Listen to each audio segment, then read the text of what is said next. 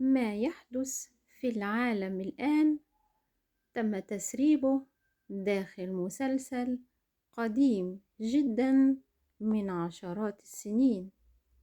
هنشوف دلوقتي المسلسل كان بيحكي عن ايه، وهتعرفوا الحقيقة ايه.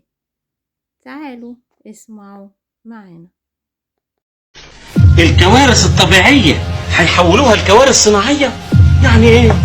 يعني زلزال صناعي يدمر العالم، طوفان صناعي يغرق الدنيا. يعني على سبيل المثال يجوا فوق بركان خامد ويرموا قنبلة ذرية تتسبب في زلزال صناعي يدمر كل شيء. معقول؟ ده تقرير سري حصل عليه علماء من زملاء ليهم في الصناعية، زي الأوبئة الطبيعية اللي بتكنس في الناس.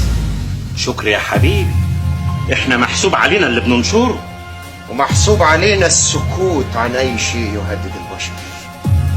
ايوه بس ده كلام مش رسمي، مفيش حد اعلن عنه خالص.